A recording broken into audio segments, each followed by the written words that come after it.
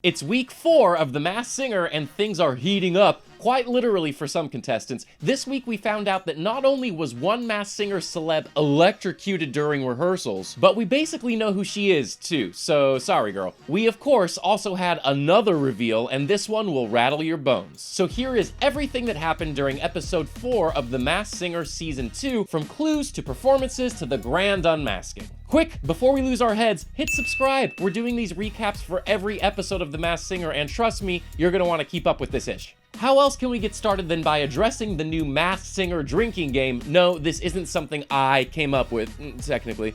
Host Nick Cannon introduced the game to the judges and audience last night, and you basically just drink every time someone makes a terrible pun. And before you ask, yes, all puns are terrible, but that won't stop me from making them. So let's just say even the spider couldn't spin up better puns than me.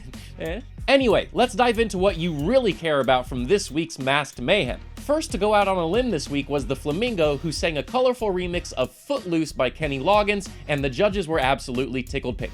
Next up was the Leopard, and he finally showed he's more than just a collection of spots and dramatics, with a surprisingly solid performance of Stitches by Shawn Mendes. Third this week was the Black Widow, and she got everyone tangled in her web with a deadly rendition of Before He Cheats by Carrie Underwood, and let's just say this was not some white trash version of Shania karaoke. She straight up took a Louisville Slugger to the competition. A crowd favorite, and Ken's favorite, the Skeleton, was up next, who also seemed to be digging himself out of his grave with some solid vocals in Jet's Are You Gonna Be My Girl? But the best performance of the night has to go to Thingamajig, considering he literally made Nicole cry with his performance of Rainbow by Casey Musgraves. Seriously, she lost her mind over this guy. Your voice is saying you're baby Jesus, so thank you. Okay, Ricky Bobby. Dear Lord, baby Jesus, we thank you so much. Not to mention Ken, who said to hear someone this spectacular dressed up like that made this, quote, the weirdest fever dream of a show I've ever been a part of.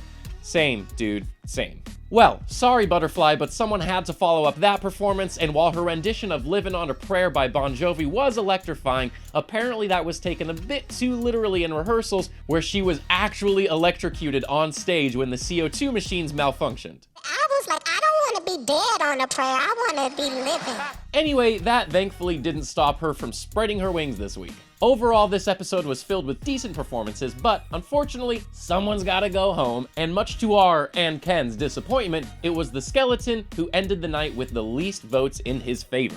This week, the Skeleton really gave it away in his clues, and even a couple of the judges were finally able to catch on. No, it wasn't Ken. But I can see how he thought it was Martin Short after the Skeleton hinted, "You see, amigos," because the three amigos. You get it.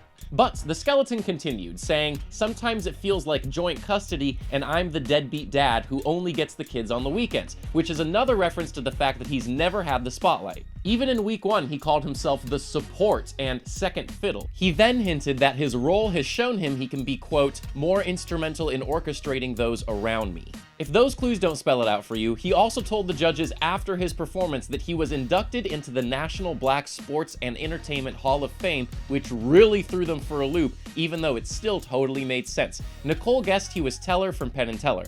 We know Ken's guess, of course. And while Robin agreed it was Martin Short at first, he changed his mind and went with Jenny's guess, Paul Schaefer, David Letterman's musical director and sidekick of sorts on Late Night with David Letterman. If you've been keeping up with us, you know this was my guess too, and the Skeleton was revealed to be Paul Schaefer! Boom! Mic drop! I was right. Schaefer was, of course, second fiddle to David Letterman for 4,261 episodes of The Late Show, a clue and number you might remember from previous episodes. He played the piano, which is what those keys in his first clue package were referencing, and of course Schaefer is one of the few white entertainers inducted into the National Black Sports and Entertainment Hall of Fame. Well done, Paul. We're falling apart to see you go. But on to the rest of the contestants, and who we think is behind each mask. This week, the Flamingo started her clue package with a very YouTube-y intro. Hi, my little flop stars. It's a chica flam flam. She continued that she went from a hood rat to a Hollywood triple threat, having been discovered by a powerful wizard who swept me off my stoop and led me into a dream. Then, after her performance, she dropped a clue just as big as the Skeletons, saying that she wanted to be a doctor growing up and even attended medical training school. Well, we said it last week and we'll say it again, there's no way this isn't Adrienne Bailon. She is a huge YouTube personality now, was discovered during a choir performance by none other than Ricky Martin, who swept her away to sing backup for his Livin' La Vida Loca tour. And the selling point for any of you people who want to ruffle my feathers, before Adrian's Hollywood career, she studied medicine at the High School for Health Profession and Human Services and is quoted saying, "I really wanted to be an obstetrician." To quote Judge Robin Thicke, Flamingo. And not to go out of order, but how can I not talk about the Black Widow next, considering it's definitely one of Adrian's former co-stars? This week, the Black Widow gave us some new clues about her showbiz career, saying she'd been in it since she was an itsy-bitsy spider while standing in front of a tall red house. The clue package also revealed a platinum album, graffiti that had heavy Fresh Prince vibes, some cheetah print, and she said all we know about her is her voice and her badonkadonk. Seriously guys, come on. She also revealed after her performance that while she never went to prom, she pretended to, so definitely during her acting career as a teen. Nicole guessed Christina Aguilera, like we wouldn't know that voice. Ken guessed Tatiana Ali, and Robin finally caught on with his guess, Raven Simone. I mean, how could it not be? The former Disney star's big break was on The Cosby Show, hence the Big Red House. She appeared in The Fresh Prince of Bel-Air, and of course, had her own TV show where she was a teen psychic, That's So Raven. Can't argue with that badonkadonk. Betrayed by the booty.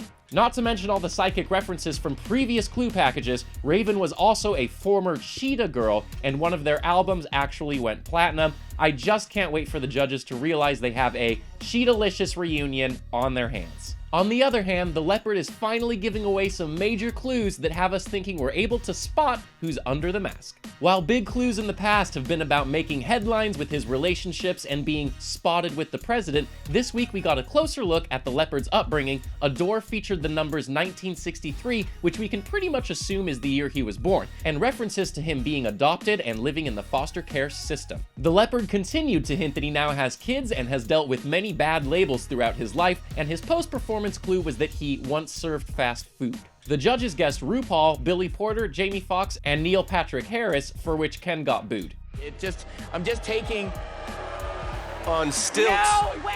Come on guys, we know his guesses are bad, no need to get the claws out. Last week I guessed Alex Rodriguez, and another intriguing option could be Dennis Rodman, but my best guess to date is that the Leopard is none other than hit singer-songwriter Seal. So, first of all, I want to say sorry for calling that English accent fake AF, because Seal is definitely from London and was actually born there in, you guessed it, 1963. He was also raised in the foster system and worked various jobs in the London area, including a short stint at McDonald's. Seal is a father of 4 and is also known for making headlines about his relationship with model Heidi Klum, and even once said, after going on tour for a new album, "It's nice to be in newspapers and magazines for something other than my marriage." We know there were a lot of baseball references, but right now I'm thinking that was just a little something to throw us off his scent, and the whole being seen with the president thing, some think this could be a reference to the White House seal. Seal, you know what I'm saying? Not to put you on the spot, Seal, but we know it's you under there. Next up is Thingamajig. This week he hinted that he wasn't a pro singer, saying, "Before my first performance, I was shaken like a feather." But he also said he's always loved singing, and that growing up his parents taught him not to run with the bulls, and that the real magic comes from within. In previous packages, he's had plenty of hints at Wings and Feathers, the number 4, and the line, "What's that he has? A magic case. Come on, you all, keep up the pace." Then after this week's performance, he said, "My darkest moment was when I went to rehab." The judges haven't quite figured this mysterious giant out yet, guessing people like Dwight Howard, Montel Jordan, Dennis Rodman, and LeBron James. Which, sorry Nicole, but Nick says absolutely not. Don't worry Nick, we got you. The Thingamajig is absolutely 100% Indiana Pacers player Victor Oladipo. Yes, we know he's denied it, but dude, come on. He's known as Mr. Feathery, used to play for the Orlando Magic, but now plays for the Pacers. Magic case, keep up the pace, you get it. The Pacers are also Bulls rivals, his jersey number is 4. He's been to rehab for a knee injury, and well, the Thingamajig sounds pretty much identical to Victor, who showed off his voice at last year's NBA Awards. I'm gonna call this one nothing but net. And finally, we have the Electrifying Butterfly. Ah, damn it, Jeff, it's too soon. This week, her clues were a bit less obvious than before. There was more London imagery, stuff about being in hibernation and losing flight. You get the picture. She also said, quote, "At the height of my career, I had everyone saying my name." But the big clue this week was after her performance when she told the judges that she had a butterfly tattoo.